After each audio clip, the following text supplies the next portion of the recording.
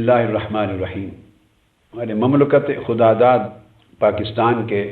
نامور زعماء صحافت موجود ہیں، سب کو آج کی پریس کانفرنس میں تشریف آوری پر خوش آمدید کہتا ہوں۔ آج کی پریس کانفرنس میں ایک اہم بات آپ کے گوش گزار کرنا چاہوں گا، مگر اینڈ پر چند چیزیں جو اس سے قبل میں عرض کرنا چاہتا ہوں وہ یہ کہ آپ نے ناصر باغ کی جو طلبہ ریلی دیکھی ہے، میں نے اس وقت بھی عرض کیا تھا کہ یہ بیداری شعور کی ایک تحریک ہے، ایک مہم ہے، اور اس کا آغاز، اس بیداری شعور کی باقاعدہ تحریک کا آغاز ہم نے پچھلے سال سے کیا تھا، مگر میں یہ عرض کرنا چاہتا ہوں کہ یہ پوری تحریک بیداری شعور کی ایک مہم ہے، ایک قوم کو کی رہنمائی کی مہم ہے، قوم کو صحیح سمت بتانے اور دکھانے کی مہم ہے۔ اس پوری تحریک میں اول سے آخر تک میری اور میرے اس پوری موومنٹ کی کوئی مخالفت نہ کسی سیاسی جماعت سے ہے نہ مذہبی جماعت سے ہے، یہ بات میں کلیئر کرنا چاہتا ہوں۔ ہماری کسی سے کوئی اناد نہیں ہے، کسی سے کوئی عداوت نہیں ہے، کسی سے کوئی مخالفت نہیں ہے۔ مختلف جماعتوں کے ایجنڈے، ان کے لیڈرز، ان کے طریقہ کار، ان سے اختلاف ہو سکتا ہے، ایک جمہوری بات ہے، مگر اس تحریک کا کوئی تعلق کسی کی مخالفت اور کسی کو گرانے اور کسی کو لانے سے نہیں ہے۔ اب میں اس وقت جو عرض کرنا چاہ رہا ہوں وہ یہ، اس پوری تحریک کا مطمع نظر میرا پولیٹکس میں واپسی نہیں ہے، میں اس انٹینشن کے ساتھ کچھ نہیں کر رہا ہوں، بلکہ میں نے عرض کیا کہ حالات جو دیگرگوں ہو چکے ہیں اور جتنی تیزی سے ہوتے جا رہے ہیں، اس میں مملکت، ریاست بہت گمبھیر قسم کے خطرات میں گر چکی ہے، گرتی جا رہی ہے، اور مستقبل پاکستان کا اللہ رب العزت اسے محفوظ رکھے، اس عظیم نعمت کی حفاظت فرمائے، بہت ہی تاریکیوں میں ڈوبتا نظر آ رہا ہے۔ اگر ہم نے سنجیدگی کے ساتھ ان حالات کی اصلاح کی طرف توجہ نہ کی، اور اصل مرض کی بنیادی چیز یہ ہے، ایک مریض ڈاکٹر کے پاس جاتا ہے یا 10 مریض جاتے ہیں طبیب کے پاس، اور اگر وہ اصل مرض کی تشخیص نہ کرے، طبیب نہ کر سکے، یعنی جو سمٹمز مریض نے بتائے بس ان کا علاج دے دیا، نسخہ تیار کر کے، اور بھلے وہ 10 20 50 100 مریضوں کو ایسے سمٹومیٹک ٹریٹمنٹ کے لیے نسخے دے دے، اور ہرگز وہ کسی ایک کے لیے بھی اصل مرض کی تشخیص نہ کرے، آپ سمجھتے ہیں، اتفاق فرمائیں گے اس بات سے کہ وہ کبھی بھی وہ مریض صحت یاب نہیں ہوں گے، بلکہ وہ علاج بھی الٹیمیٹلی اس کی موت کا، ہلاکت کا باعث بن سکتا ہے، چونکہ غلط سمت علاج ہو رہا ہے۔ اصل مرض کی تشخیص ہی نہیں ہوئی تو پھر ٹریٹمنٹ کیا ہونا ہے؟ یہ صورتحال ہمارا قومی عالمیہ بن چکا ہے کہ ہمیں اصل مرض کی تشخیص کرنے کی ضرورت ہے اور اصل دشمن کو پہچان کرنے کی ضرورت ہے۔ اس لحاظ سے ہمارے ہاں 2 نقطہ نظر بالعموم پائے جاتے ہیں۔ ایک یہ کہ جب حالات ایسے ہو جائیں اور مایوسی طاری ہو جائے تو اصلاح کے لیے کچھ لوگ اور کچھ طبقے اسٹیبلشمنٹ کی طرف دیکھنا شروع کر دیتے ہیں، اور یہ ماضی میں ہوتا رہا ہے۔ اسی اسٹیبلشمنٹ کے انجام میں جنرل ایوب خان بھی آئے تھے، اسی نتیجے میں جنرل ضیاء الحق بھی آئے، جنرل پرویز مشرف بھی آئے۔ اسٹیبلشمنٹ کو دیکھتے ہیں 10 سال کم و بیش ان کی حکومتیں رہیں،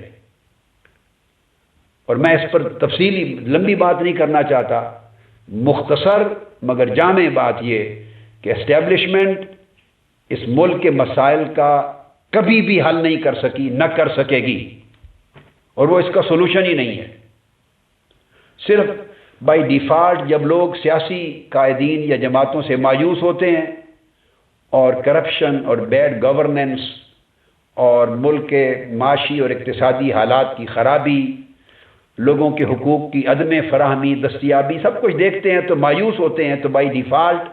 ان کی نگاہ کہیں اور نہیں جاتی، پھر مؤثر طبقات، اسٹیبلشمنٹ اس طرف دیکھتے ہیں۔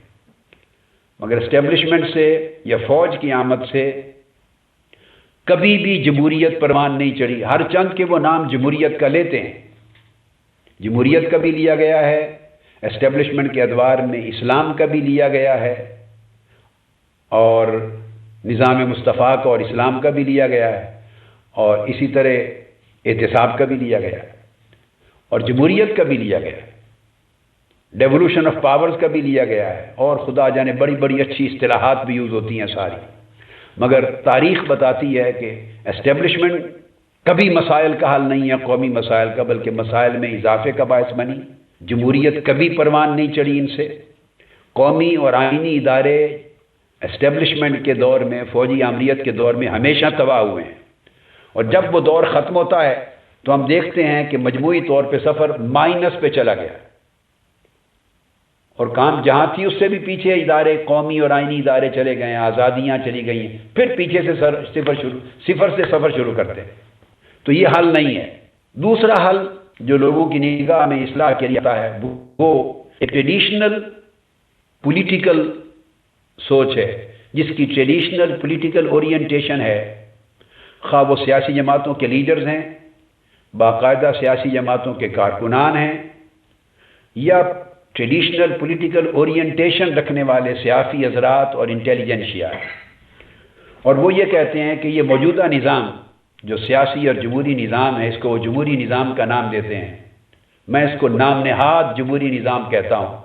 کہ جمہوریت کو بطور ٹول اس میں یوز کیا جا رہا ہے، اپنے مقاصد کے حصول کے لیے جمہوریت کے نام کو مس یوز کیا جاتا ہے۔ تو یہ ایکسپلائٹیٹو ڈیموکریسی، تو وہ کہتے ہیں کہ یہ نظام اچھا ہے یا برا ہے، یہ ایک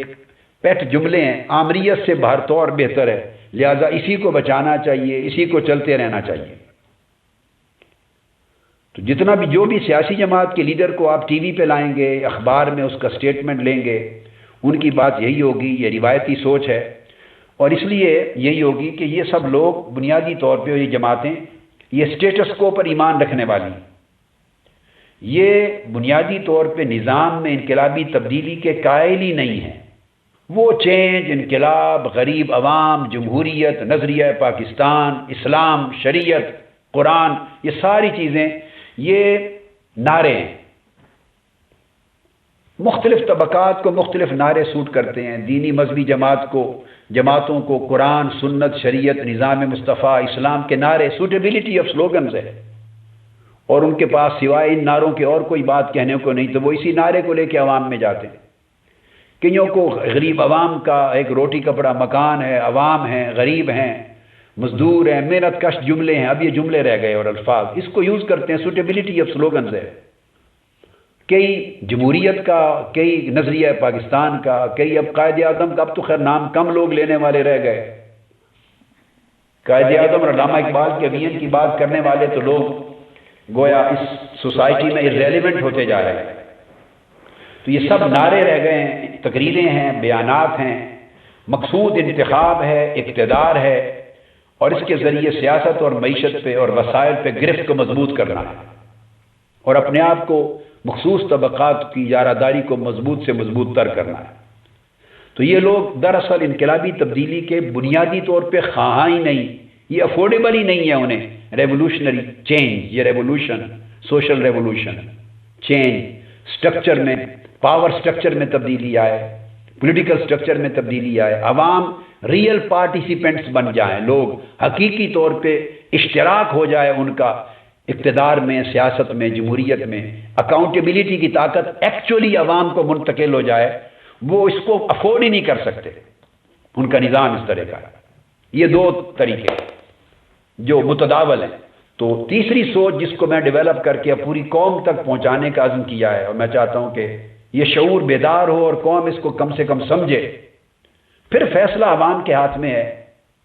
وہ جو چاہیں سوچیں، وہ یہ تیسری سوچ تبدیلی کی ہے، اسٹیبلشمنٹ کے ذریعے بھی نہیں، اور یہ روایتی جو پریولنٹ نظام انتخاب اور نظام سیاست ہے، جس کو میں نے یہ ٹرم یوز کی کہ یہ منوپولسٹک الیکٹورل سسٹم ہے، کرپٹ بھی ہے، منوپولسٹک الیکٹورل سسٹم ہے، یعنی کرپٹ تو ہے، ان بلٹ اس کے اندر بنیادی طور پہ سارا نظام ہی طرح طرح کی کرپشن پر مشتمل ہے، سیاسی کرپشن بھی، مالی کرپشن بھی، اخلاقی کرپشن بھی،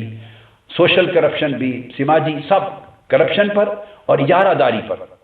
اور اجارہ داریوں کے مختلف شعبے ہیں جن پر یہ قائم ہے۔ شہری علاقوں میں سرمایہ داری بھی ہے جن کی اجارے قائم ہیں، اس میں دولت اور پیسہ بھی ہے، اس کی اجارہ داری ہے، برادری کی اجارہ داری بھی ہے، اس میں دھونس اور دھاندلی کی بھی اجارہ داری ہے، غنڈہ گردی کی بھی اجارہ داری ہے، اسٹیبلشمنٹ کی بھی اجارہ داری ہے، اور مذہبی حلقوں میں جب آتا ہے کئی جگہوں پر، اور بعض سیاسی حلقوں میں انتہا پسندی اور دہشت گردی کی بھی اجارہ داری ہے۔ اور اس میں جو اصل اجارہ ہے وہ الیکٹیبلٹی کا ہے۔ یہ میں خاص میسج دے رہا ہوں، جو قوم کا دشمن بھی ہے اور جو اصل مرض ہے اس پورے نظام انتخاب میں، الیکٹیبلٹی، جس کو بالفاظ دیگر ہم وننگ ہارسز بھی کہتے ہیں کہ یہ الیکٹیبل ہیں۔ آپ کی پارٹی میں کتنے الیکٹیبل امیدوار ہیں؟ الیکٹیبلز ہوں وننگ ہارسز تو آپ الیکشن میں جا سکتے ہیں، اگر وننگ ہارسز نہیں ہیں الیکٹیبلز تو آپ الیکشن میں جا ہی نہیں سکتے۔ پیسے ضائع کرنے کی بات ہے، شوق پورا کریں، کھیلیں اور پاکستان کے پہلوانوں کی طرح 2 منٹ میں چت ہو کے واپس آ جائیں، کیونکہ الیکٹیبلز نہیں ہیں آپ کے پاس۔ تو یہ سارا الیکشن جس الیکٹیبلٹی کے کنسپٹ پر قائم ہے وہ سارا کا سارا فراڈ پر مبنی، کرپشن پر مبنی، عوام کو حقوق سے، اصل حقوق سے محروم رکھنے پر مبنی ہے، اور پورے اقتدار، سیاست اور جمہوریت تینوں چیزوں کو لیس دین 1% افراد میں محصور رکھنے پر مبنی ہے۔ 1% سے کم افراد کے اندر اس کو محصور رکھنا ہے۔ تو تیسری سوچ یہ ہے کہ اس سے باہر نکل کر اسٹیبلشمنٹ پر امید اصلاح رکھنا اور یہ الیکٹیبلز اور وننگ ہارسز پر مبنی نظام سیاست و انتخاب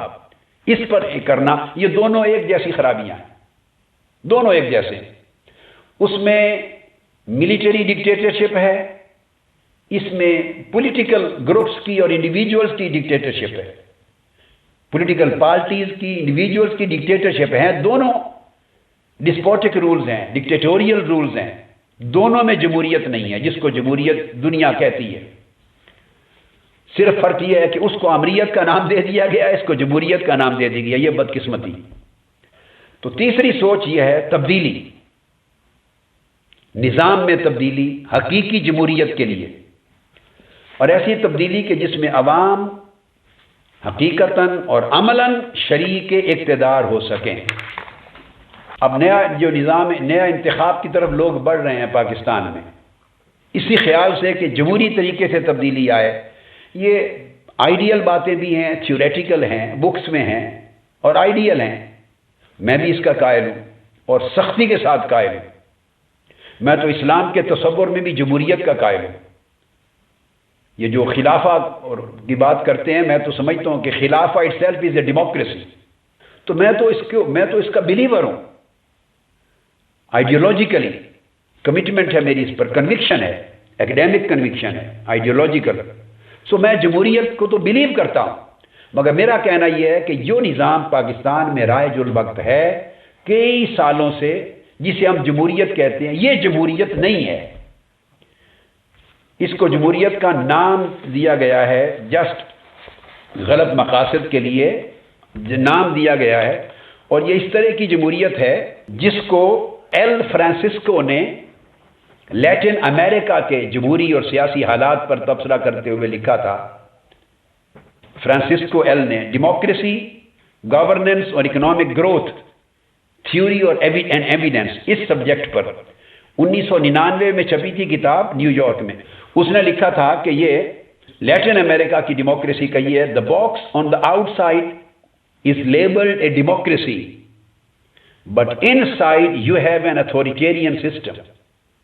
یہ وہ جمہوریت ہے کہ باکس کے اوپر، بیلٹ پیپر پر، بیلٹ باکس پر جمہوریت لکھا ہوا ہے باہر سے، اور اندر اس کے مکمل ڈکٹیٹرشپ ہے، اتھارٹیرین سسٹم ہے، اس میں عوام کی شراکت نہیں ہے۔ باہر کھیل عوام کی شراکت کا دکھایا جا رہا ہے، مگر اندر عوام کی شراکت نہیں ہے حقیقت میں۔ تو یہ اس طرح کی جمہوریت ہے۔ تو میں یہ عرض کر رہا ہوں کہ میں نے چونکہ پریکٹیکلی اس پورے پروسیس کو دیکھا ہے، آپ کو پاکستان عوامی اتحاد بنا، آپ کو معلوم ہے میں اس کا پریزیڈنٹ بھی رہا، بانی پریزیڈنٹ رہا، پھر جی ڈی اے ہوا، پھر اس کے بعد بھی 10-12 سال میں نے اس پروسیس کو دیکھا ہے، اور ایک بار خود الیکشن کنٹیسٹ کر کے دیکھا ہے،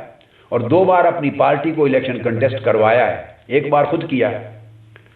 میں سمجھتا ہوں کہ جس انتخاب کی طرف اب قوم بڑھ رہی ہے اور لوگ اور پارٹیز ایک گہما گہمی شروع ہو گئی ہے دوبارہ، بدقسمتی اس ملک میں یہ ہے کہ 4-5 سال لوگ مایوس ہوتے ہیں جو بھی گورنمنٹ الیکٹ ہوتی ہے، جیسے موجودہ گورنمنٹ کو لے لیں یا اس سے پہلے یہ گورنمنٹس کو لے لیں، چونکہ انہیں کچھ نہیں ملتا، ان کی ایسپریشنز، ان کی امیدیں سب خاک میں مل جاتی ہیں، کچھ بھی نہیں ملتا، لہذا مایوس ہوتے ہیں، غم و غصہ پیدا ہوتا چلا جاتا ہے، نفرت پیدا ہوتی چلی جاتی ہے، اینگر جمع ہوتا ہے۔ وہ غم و غصہ، نفرت اتنا پیدا نہیں ہوا ہوتا اور اتنا یکجا نہیں ہوا ہوتا، اتنا یکجا کہ وہ جمع ہو کر ایک بہت بڑے سیلاب کی طرح بند کو اڑا دے، اتنا نہیں جمع ہوا ہوتا کہ تیسرے، چوتھے سال، 5ویں سال پھر الیکشنز ہو جاتے ہیں اسی سسٹم پر، اسی سٹرکچر کے مطابق، اسی فلسفی، اسی الیکٹیبلٹی، اسی کلچر کے تحت، تو لوگ پھر دوبارہ برادریوں اور علاقائی وابستگیوں اور سیاسی وابستگیوں کی بنیاد پر بٹ جاتے ہیں، اور انہی جماعتوں کے پیچھے اور امیدواروں کے پیچھے لگ کے نیا وہ سارا غم و غصہ کنورٹ کر دیا جاتا ہے الیکشنیئرنگ کی طرف، اور وہ غم و غصہ پھر قتل و غارت گری اور دنگا فساد اور نعرے بازی اور جلسے جلوس اور توڑ پھوڑ میں اور گالی گلوچ میں سارا غم و غصہ نکال دیتے ہیں۔ یہ ایک بہت بڑی گھناؤنی سازش ہے کہ وہ ان کی غم و غصے کا رخ کسی اور نظام کی سمت نہ ہو جائے، وہ غم و غصہ انہیں نظام کے خلاف بغاوت تک نہ لے جائے، اور نظام جو پورا دشمن ہے عوام کا، اس کا تختہ الٹنے پر وہ منتج نہ ہو غم و غصہ، وہ اس کے ساتھ سارا کا سارا تقسیم ہو جاتا ہے اور بٹ جاتا ہے، اور پھر وہ پارٹیوں کے پیچھے لگ جاتے ہیں، پھر الیکشن میں سارا زور و شور لگ جاتا ہے، اور جب الیکشن ہو جاتے ہیں تو اگلے چند سالوں کے لیے لوگ پھر ایک نئی امید کے ساتھ بیٹھ جاتے ہیں، بس پھر امید کے ساتھ بیٹھ جاتے ہیں، پھر کئی سال ان کی نفرتوں کو، مایوسیوں کو غم غصے میں بدلنے میں لگتے ہیں، جب وہ نوبت آتی ہے تو پھر اگلا الیکشن آ جاتا ہے، وہی سسٹم، وہی امیدوار، وہی پارٹیز، وہی سٹرکچر، وہی کلچر، وہی ادارے اور وہی نتائج، اس کے بعد پھر وہ غم و غصہ ختم ہو جاتا ہے۔ یہ ہے جس پورے پروسیس نے اس ملک کو حقیقی تبدیلی اور انقلاب سے محروم کر رکھا ہے۔ اب آپ دیکھیں گے کہ نئے الیکشن جب ہوں گے، میں ایک بات کیٹیگوریکل آپ کی وساطت سے کہہ رہا ہوں، ریکارڈ پر لا رہا ہوں، اور آپ کی وساطت سے پوری قوم کو آگاہ کر رہا ہوں، اگر یہ الیکشن میں جاتی ہے قوم اور الیکشن ہوتے ہیں تو الیکشن کے اگلے 2-4 روز بعد یا مہینے کے بعد میں نے جو آج کہا، لوگ اختلاف کر سکتے ہیں میری رائے سے، یہ ایک جمہوری عمل ہے، آزادی یہ رائے ہے، مگر میری بات کو آپ تجربہ کر کے ایک نتیجہ دیکھ لیجئے گا کہ جو کہہ رہا ہوں قوم وہی نتیجہ دیکھتی ہے کہ نہیں، اس لیے کہ وہی سیٹ اپ ہوگا اس الیکشن کے لیے، اسی طرح کا انٹرم سیٹ اپ آئے گا یا موجودہ گورنمنٹ کروائے گی، نمبر 2 وہی الیکشن کمیشن ہوگا یا اسی طرح کا من پسند کا رکھے ہوئے لوگوں کا، جن کے ذمے ہر قسم کی الیکٹورل کرپشن پر لیگلائز کرنے کا، لیگیلٹی کا، اس کو جواز فراہم کرنے کا ٹھپا لگانا ہے، وہ انتظامیہ آئے گی، اسی کی وہی مداخلت شروع ہو جائے گی، وہی بالائی اشارے ہوں گے، اسی اسٹیبلشمنٹ کی مداخلت ہوگی، فعالیت ہوگی جو شروع ہو چکی ہے، اس وقت شروع ہے، مجھے اس امر میں کوئی شک نہیں ہے، میرے پاس ذاتی اطلاعات بھی ہیں، میں ذاتی طور پہ جانتا ہوں کہ اسٹیبلشمنٹ کی کامل مداخلت، فعالیت شروع ہو چکی ہے، اس میں کوئی شک و شبہ کی بات نہیں ہے۔ اچھا، پھر وہی وننگ ہارسز آئیں گے، چونکہ کوئی پارٹی وننگ ہارسز کے بغیر الیکشن میں جا ہی نہیں سکتی، وہی الیکٹیبلٹی کا معیار ہوگا، اور میں نے عرض کیا تھا کہ اگر یہ سیاسی جماعتوں میں سے کوئی ایک بہت بڑی جماعت، آپ پیپلز پارٹی کو لے لیں یا مسلم لیگ نون کو لے لیں، 2 بڑی جماعتیں، ان میں سے کوئی ایک جماعت وہ یہ تجربہ نہیں کرے گی، مجھے پتہ ہے، اور وہ آنسر ان کا کلیئر ہوگا، نو، وہ کہتے ہیں بچے نہیں ہیں، وہ کہیں گے کوئی ایک جماعت اپنے نظریاتی کارکنوں کو ووٹ ٹکٹس دے کے دیکھ لے، الیکٹیبلز کو چھوڑ دے، وننگ ہارسز کو، اس میں اعلیٰ تعلیم یافتہ، بڑے باقی کردار، بڑے آن ڈیلیور کرنے کے لیے کیپیبل افراد پر مشتمل، اچھے لوگوں کو، باکردار لوگوں کو، متوسط لوگوں کو جو ڈیلیور کر سکتے ہیں، ان کو ٹکٹ، سارے ٹکٹ دے لیں، جماعت ساری سیٹیں ہار جائے گی، باوجود اس کا اپنا ایک ووٹ بینک ہے، چونکہ کچھ ووٹ بینک پارٹی کا ہوتا ہے اور ایک ووٹ بینک اتنا ہی وہ امیدوار اپنا وننگ ہارس خود رکھتا ہے، اور ووٹ بینک کے ساتھ پھر اس ایک الگ پورا بینک چاہیے ہوتا ہے پیسے کا۔ ایک ووٹ بینک ہے، ایک منی بینک ہے، تو منی بینک بھی امیدوار کے پاس ہے اور وہ اپنے پیسے سے پارٹیوں کو بھی پالتا ہے ڈونیشنز کے نام پہ، تو منی بینک بھی ہے، ووٹ بینک اس کا بھی ہے، اور تیسرا فیکٹر ہے پارٹی کا ووٹ بینک ہے۔ یہ تین چیزیں ملتی ہیں تو وہ الیکٹیبلز ہیں، جیتتے ہیں، کوئی ایک جیتتا ہے دوسرا ہارتا ہے، تو دو چیزیں تو الیکٹیبل وننگ ہارس کے ہاتھ میں ہیں، منی بینک بھی اس کے پاس ہے اور ووٹ بینک بھی ایک آدھا کم و بیش اس کے پاس ہے، اور پھر بقایا طاقت ہے، غنڈہ گردی ہے، بندوق ہے، گولی ہے، دہشت گردی ہے، کرائے کے رکھے ہوئے بدماش ہیں، قتل و غارت گری ہے، پھر برادریاں ہیں، پھر انتظامیہ کے ساتھ تعلقات ہیں، تھانہ کچہری ہے، پٹواری ہیں، پھر یہ سارے عوامل اس کے ساتھ چلتے ہیں، چونکہ 5 سالوں میں وہ انہی چیزوں کو تو حفاظت فراہم کرتے ہیں، اپوائنٹمنٹس کرواتے ہیں، مطلب کی ان کے کام کرواتے رہتے ہیں۔ یہ سارا سسٹم پولیٹیکل لیڈرشپ اور ایگزیکٹو کی اتنی چولی دامن کا معاملہ ہوتا ہے، ایک دوسرے پر ان کا انحصار ہوتا ہے، وہ ساری کرپشن کی پوری بنیاد رکھ دی جاتی ہے۔ اور یہ جن لوگ ملکوں کی باتیں کرتے ہیں ہم لوگ، وہاں تو کسی ایڈمنسٹریٹو اور ایگزیکٹو آفیسر کی تقرری وہ ایم پیز نہیں کروا سکتے، ایم پی کا عمل دخل ہی نہیں ہوتا، حکومت بدلتی ہے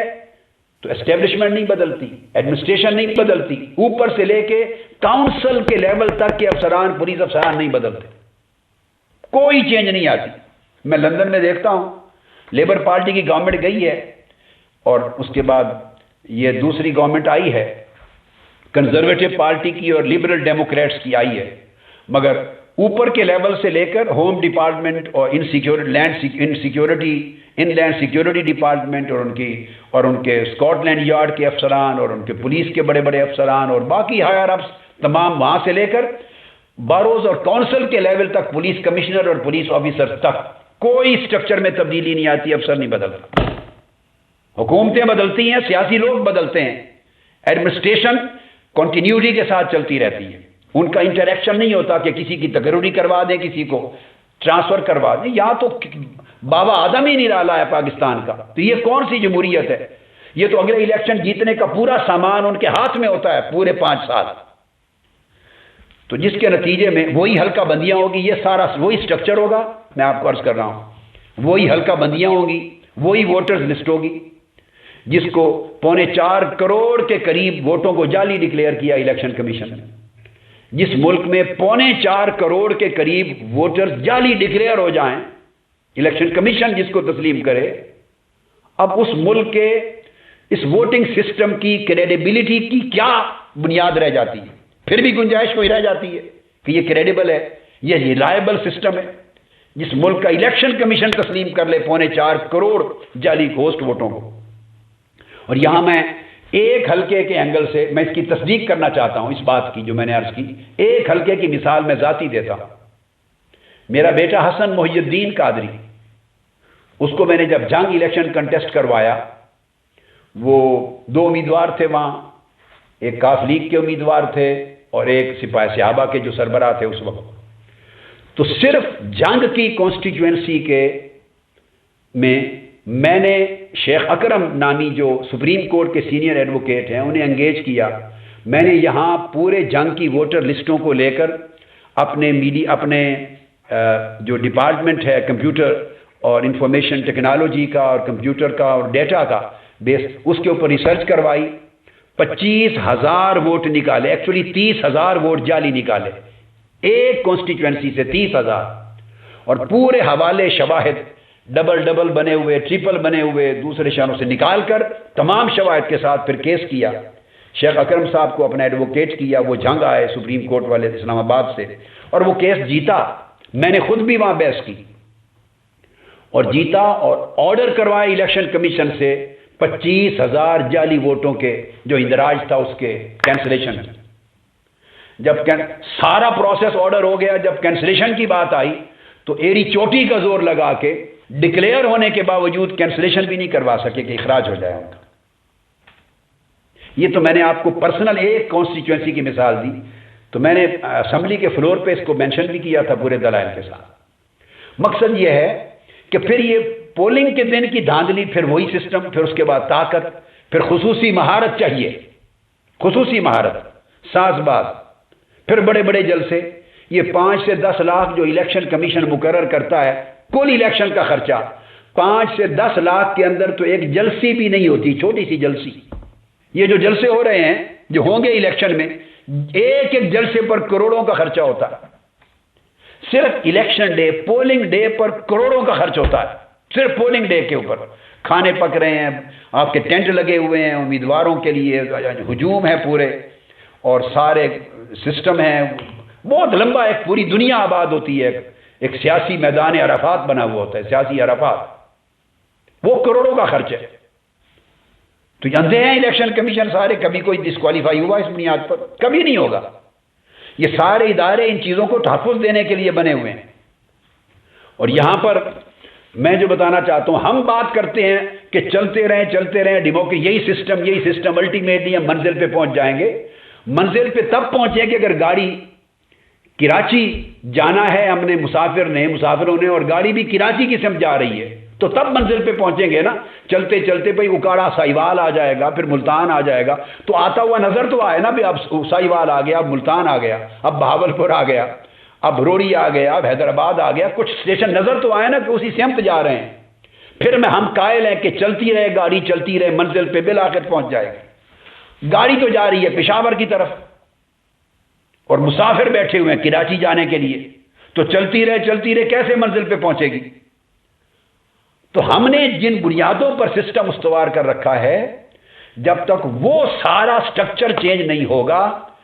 یہ گاڑی، یہ جو کہنے کی باتیں ہیں، یہ ساری فرسودہ ہیں، بے عمل ہیں، یہ کبھی بھی نتائج پیدا نہیں ہوں گے۔ اب ہم باتیں کرتے ہیں جمہوری ملکوں کی۔ اب جمہوری ملکوں میں فری اینڈ فیئر الیکشن جو ہوتی ہے، ایکسپریشن آف پیپلز ول، اس میں شوہر اور بیوی ایکسچینج نہیں کرتے کس کو ووٹ دینا ہے، یہ ہے ڈیموکریسی۔ والدین اور بچے کا ڈسکشن، ڈیبیٹ نہیں ہوتا کہاں ووٹ دینا ہے،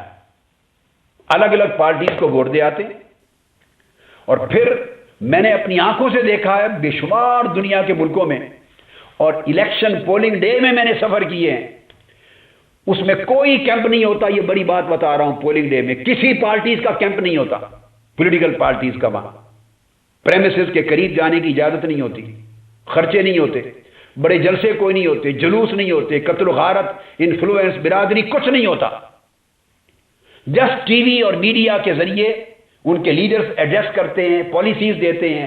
مینیفیسٹو دیتے ہیں، اور ڈیبیٹس ہوتی ہیں تمام لیڈرز کی مشترکہ۔ قوم کو اویئرنیس دی جاتی ہے کہ یہ پارٹی، یہ لیڈرشپ کیا پروگرام لے کے آ رہی ہے، اس کی پالیسی، فورن پالیسی کیا ہے، ہیلتھ پالیسی کیا ہے، ایجوکیشن پالیسی کیا، ایگریکلچر پالیسی کیا، امپورٹ اور ایکسپورٹ پر پالیسی کیا ہے، اور ان کی فورن انویسٹمنٹ پر پالیسی کیا ہے، جی ڈی پی کی گروتھ کس طرح کرنا چاہیں گے، ڈیفنس پالیسی کیا ہے، ریجنل میٹرز کس طرح ڈیل ہوں گے، وغیرہ وغیرہ۔ عوام کے روزگار مسائل، ہیلتھ اور ایجوکیشن کے اوپر کیا خرچ ہوگا، یہ چیزیں ڈسکس کرتے ہیں، اور ڈیبیٹ بلڈ اپ ہوتی چلی جاتی ہے، بلڈ اپ۔ میڈیا کئی گھنٹے روزانہ دیتا ہے، اور ایک اویئرنیس کریٹ کرتے ہیں۔ کوئی جلسہ، کوئی ریلی، کوئی جلوس نہیں ہوتے، کارنر میٹنگز ہوتی ہیں، چھوٹی کارنر میٹنگ، دیٹس اٹ، لوگ کرتے ہیں، اور ایک اویئرنیس بلڈ اپ ہوتی ہے، اور لوگوں کو شعور دیا جاتا ہے کہ آپ کس پالیسی کو ووٹ دینا چاہتے ہیں، کس فورن پالیسی کو، ہیلتھ پالیسی کو، کس ایجوکیشن پالیسی کو، کس امیگریشن پالیسی کو، کس ان لینڈ سیکیورٹی کی پالیسی کو، جابز کے لیے۔ تو وہ پالیسیز کو ووٹ دیتے ہیں، لیڈرشپ کو ووٹ دیتے ہیں، اور جب ووٹ ہوتا ہے چھٹی تک بھی نہیں ہوتی اس ملک میں پولنگ ڈے میں۔ اس کو democracy, democratic culture, democratic process کا نام دیا جاتا ہے۔ آدمی ایک گھنٹے، آدھے گھنٹے کے لیے جاب سے اٹھتا ہے، اور اکیلا جا کر، میں نے اپنی آنکھوں سے پولنگ ڈیز میں پولنگ اسٹیشن وزٹ کیے ہیں یہاں اور کئی ملکوں میں، اندر جا کر وزٹ کیے ہیں۔ آدمی جا کے ووٹ ڈال کے ودن 5 منٹس واپس آ جاتا ہے، بس۔ ملک پورے کو پتہ ہی نہیں ہوتا کہ آج الیکشن ہو رہا ہے۔ یہ ڈیموکریسی۔ اور یہاں ایک قتل و غارت شروع ہو جاتی ہے، ایک ہنگامہ آ رہی، پاک انڈیا کی جیسے جنگ کا سما ہے، پورا ملک گلی گلی کوچا کوچا ایک ماحول ہو جاتا ہے، جس کے پاس جتنا پیسہ، سرمایہ، غنڈے، بدماش، دہشت گردی، اسٹیبلشمنٹ، پولیس، اشارے، گاڑیاں آگے پیچھے، جس کے بعد جو کچھ سارا انتظام ہے، اس کا الیکشن ہوتا ہے۔ اگر اس کا نام جمہوریت ہے تو بڑے افسوس ہے اور تعجب کی بات ہے، میں تو بڑا حیرت زدہ ہوں، اور اس سے کبھی میں کہتا ہوں 100 الیکشن ہو جائیں کبھی اس ملک میں تبدیلی نہیں آئے گی، کیونکہ تبدیلی کا یہ راستہ نہیں ہے، کسی قیمت پہ یہ راستہ نہیں۔ اور حقیقت یہ ہے کہ بنیادی طور پہ جو جمہوریت کے لیے کی تعریف میں یہاں تھوڑی سی آپ کا وقت لوں گا کہ universal declaration of human rights یہ امپورٹنٹ چیز ہے قوم کو ایجوکیٹ کرنے کے لیے۔ اس کے تحت انہوں نے ڈیموکریسی کو پروموٹ کرنے کا ایک ڈیسیژن لیا، اور اس کی پہلی شرط یہ عائد کی UN کے اندر کہ پیپلز کی جو اتھارٹی آف دا گورنمنٹ ہے اس کی بنیاد ریئل پیپلز ول ہونی چاہیے۔ اب آپ خود کہیے کہ اس ملک کے 17 کروڑ عوام کا جائزہ لے لیں، کیا ریئل پیپلز ول ہے؟ ہماری ساری جمہوریت صرف 4 سالہ یا 5 سالہ پولنگ ڈے پر مشتمل ہے، دیٹس اٹ۔ ایک الیکشن، ووٹر ایک پرچی ڈالتا ہے، اور اس پرچی ڈالنے کے سوا پورے 5 سال میں اس نظام جمہوریت میں اس کے پاس سرے سے کوئی اختیار نہیں، اس کی کوئی پارٹیسپیشن نہیں، سرے سے کوئی نہیں۔ ایک پرچی ڈالتا، اسی کو ہم نے جمہوریت، اس ایک دن کے عمل کو ہم نے جمہوریت کا نام دے رکھا، اسی سے اسمبلی بن گئی، گورنمنٹس بن گئی، پھر جو چاہیں کرتے پھریں، جو چاہیں کرتے پھریں، عوام کچھ نہیں کر سکتے۔ وہ کہتے ہیں 5 سال انتظار کرنا ہوگا، اگر ہم نے ڈیلیور نہیں کیا تو اگلے الیکشن میں عوام ہمیں مسترد کر دیں گے۔ اور ان کو پتا ہے کہ یہ وہ عوام ہیں کہ جن کے ساتھ جعلی ڈگریاں شریعت کی، دین کی، حدیث کی بنا کر آدمی الیکٹ ہو کے اس حلقے سے جاتا ہے، سپریم کورٹ اس کے جعلی ڈگری کو ریجیکٹ کر کے اس کو ڈسکوالیفائی کرتی ہے، وہی عوام اسی حلقے سے ود ان 3 منتھ الیکٹ کر کے دوبارہ بھیج دیتے ہیں۔ یہ عوام کا احتساب ہے اس ملک میں۔ تو ہمیں جائزہ لینا چاہیے کہ امراض کیا ہیں، عوام میں خرابیاں کیا ہیں، ایگزیکٹو میں خرابیاں کیا ہیں، جوڈیشری سسٹم میں کیا ہیں، الیکٹورل پروسیس میں کیا ہے، الیکشن کی پارٹیز میں کیا ہے۔ پولیٹیکل پارٹی ایک نہیں ہے جس میں ڈیموکریٹک کلچر اور ڈیموکریٹک کلچر، پارٹیوں کے اندر کلچر نہیں ہے ڈیموکریٹک۔ جو اختلاف کرتا ہے اس کو عہدے سے نکال کے کھوڑے لائن لگا دیتے ہیں۔ اختلاف رائے کی بات پارٹیوں میں گوارا نہیں کی جاتی، تو کون سا free and fair expression of will ہے؟ وہ پارٹی کے اندر ہی نہیں ہے۔ یہ چیزیں پارٹیاں پبلک میں ڈیولپ کرتی ہیں، امیدوار بھی سن لیجئے پارٹی نہیں دیتی، امیدوار بھی پارٹیاں نہیں دیتی، نومینیٹ نہیں کرتی، ٹکٹ نہیں دیتے۔ جمہوری ملکوں میں حلقوں کے اندر پارٹیوں کے ممبر ووٹ ڈالتے ہیں مختلف لوگوں کو، اور ہوتے ہوتے ہوتے الٹیمیٹلی اور پبلک کے ووٹوں سے جا کے اوپر ڈیسائیڈ ہوتا ہے کہ پبلک کس کو چاہتی ہے، اس کو ٹکٹ دیا جاتا ہے۔ یہ ڈیموکریسی ہے، طریقہ یہ ہوتا ہے۔ یا تو ٹکٹ اسلام آباد اور لاہور سے لے کر آ جاتے ہیں، دیٹس اٹ۔ لاہور، کراچی، اسلام آباد، پشاور سے ٹکٹ لے کے آ جاتے ہیں۔ عوام کا تو ٹکٹ کے اندر بھی کوئی عمل دخل نہیں ہے، یا ٹکٹ بھی پارٹی نہیں دے سکتی، ڈسکریشن نہیں ہے، ڈسکریشن پارٹی کا نہیں ہے۔ حلقے کے نیچے عوام اور ووٹرز اور پارٹی ممبرز فیصلہ کرتے ہیں، اوپر تک گریجولی 3-4 پروسیسز میں وہ اوپر ان کی ول جاتی ہے، اور تب جا کے ڈیسیژن ہوتا ہے۔ تو اس لیے ڈیموکریسی کا 1988 کی جنرل اسمبلی نے قرارداد پاس کی، کمیشن آف ہیومن رائٹس کو کہا، پھر آگے چل کے 2000 میں ایک ریزولوشن جنرل اسمبلی نے پاس کیا، ریزولوشن 47 2000 کا ڈیموکریسی پر، پھر 2001 میں ریزولوشن 36 پاس کیا نیشنل جنرل اسمبلی نے، یونائٹڈ نیشنز نے، پھر 2001 میں 41 ریزولوشن 41 پاس کیا،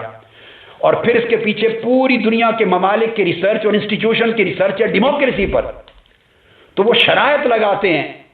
کہ ڈیموکریسی صرف الیکشن کا نام نہیں ہے، جینوئن الیکشن ہے جس میں فری اور فیئر ریئل سینس میں ایکسپریشن آف پبلک ول ہو، اور پھر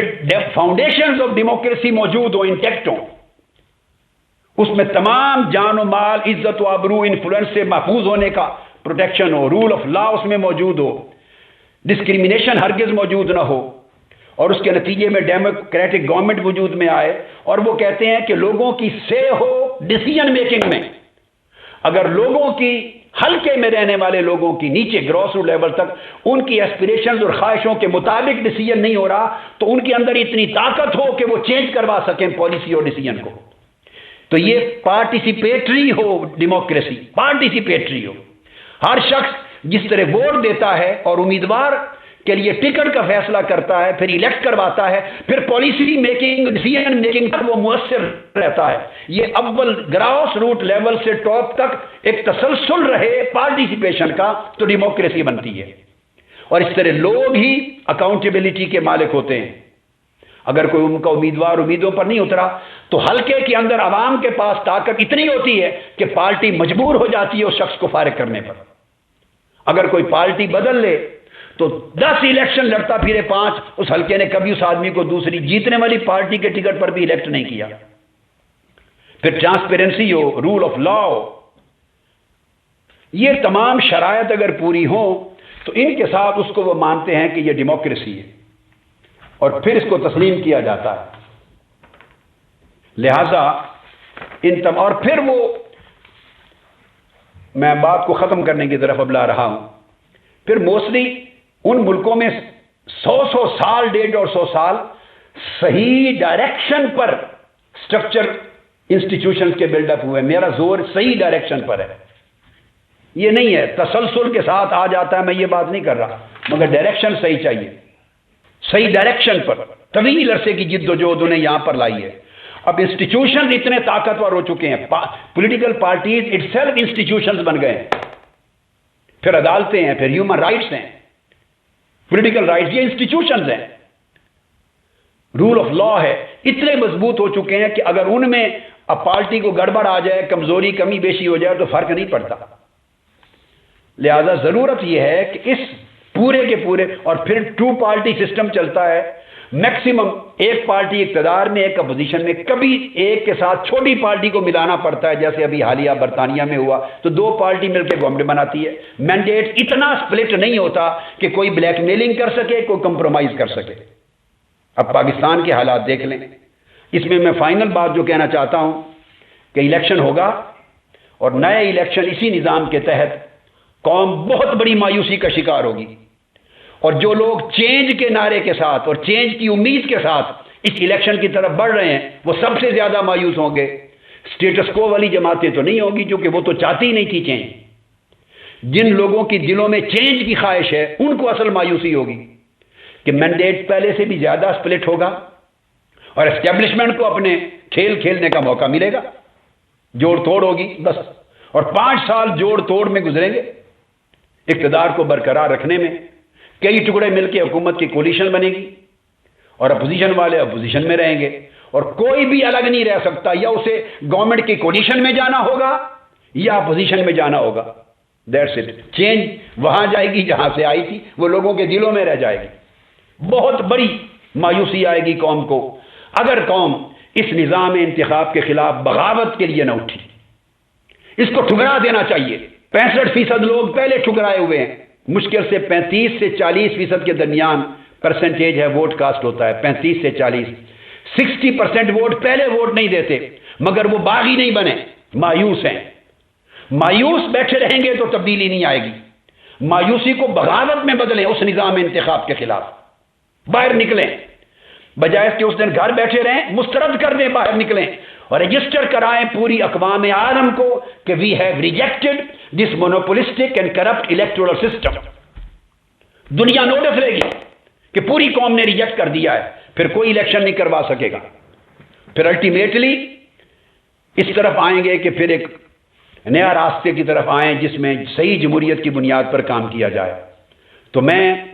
دراصل میڈیا کو درخواست کرنا چاہتا ہوں، مؤثر طبقات کو، اوپینین میکرز کو، عوام کو اور تبدیلی کے سب خواہش مندوں کو، تنظیمات ہیں یا ادارے،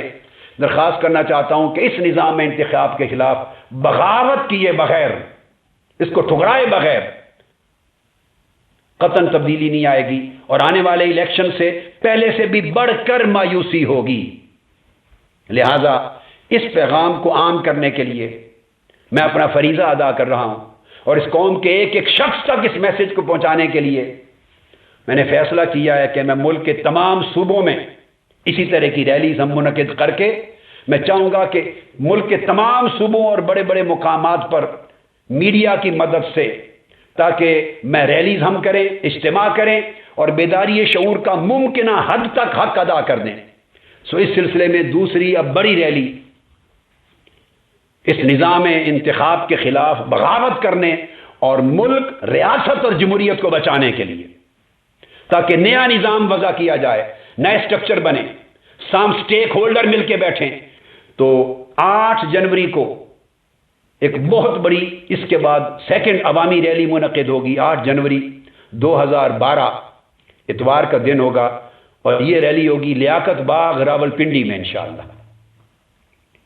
لیاقت باغ راولپنڈی میں عظیم الشان عوامی ریلی اس بیداری شعور کے سلسلے میں کرپٹ، اجارہ دارانہ اور فرسودہ انتخابی نظام، ظالمانہ، استحصالی اور عوام دشمن انتخابی نظام کے خلاف ایک ریلی ہوگی بیداری شعور کے لیے 8 جنوری 2012 لیاقت باغ راولپنڈی۔ کیونکہ اس سسٹم کو جب تک نہیں توڑیں گے، آپ دیکھیے آخری بات، اوباما، مجھے یاد ہے جب وہ الیکٹ ہو کے آیا ہے تو ہمارے پاکستانی ٹی وی چینلز پر اوباما کو آئیڈیل بنا کے پیش کیا گیا تھا۔ ڈسکشنز میں نے خود سنی تھی، اینکرز ڈسکس کرتے تھے اور یہ جملے بھی بولے گئے کہ کیا پاکستان میں کوئی اوباما پیدا نہیں ہو سکتا؟ ایسی امیدیں لگ گئی۔ کیوں؟ اوباما کا نعرہ تھا چینج، جسٹ وہ چینج کے لیے آیا، مگر وہاں بھی سسٹم، اسٹیبلشمنٹ اور خفیہ ادارے اتنے مضبوط اور مستحکم اسٹیبلشمنٹ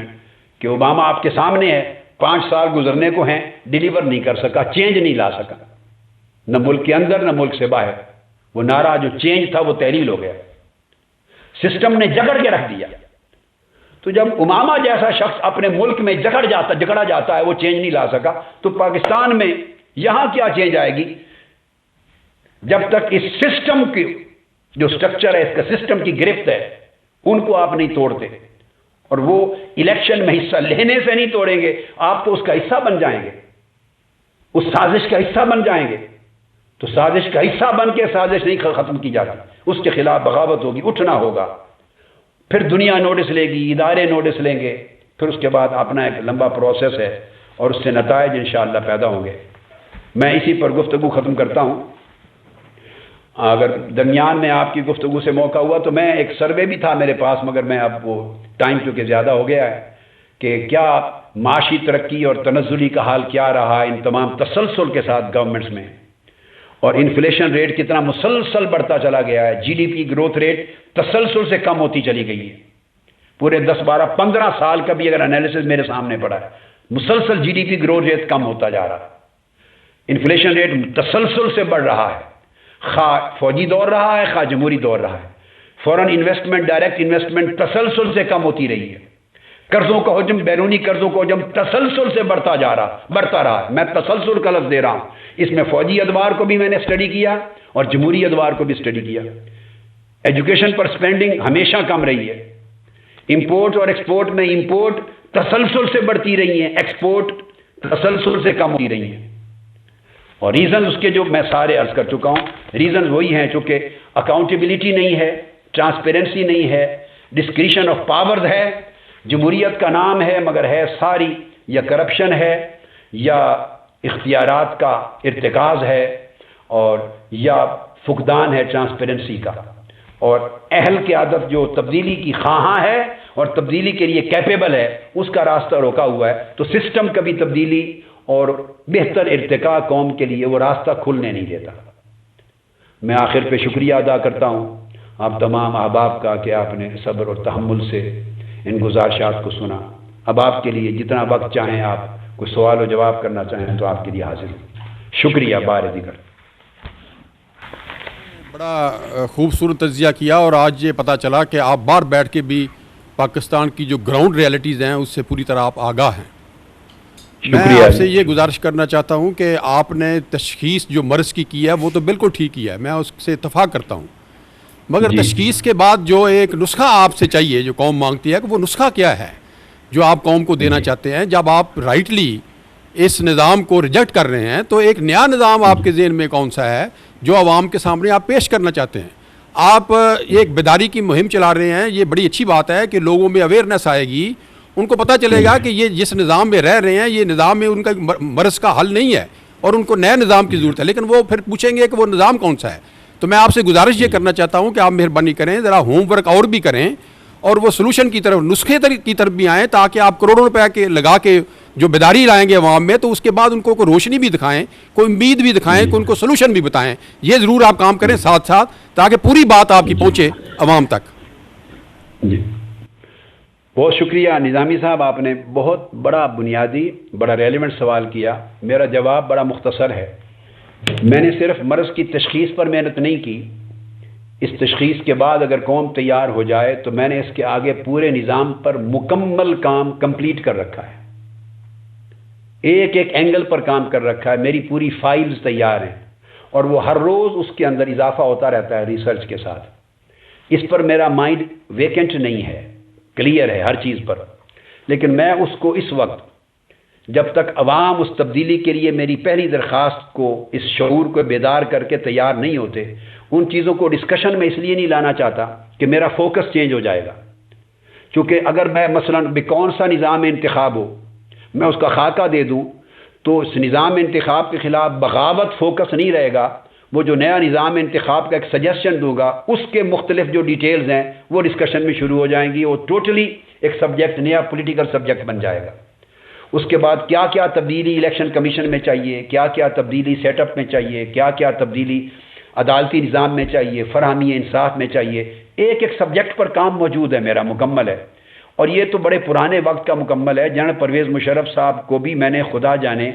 نصف درجن سے زائد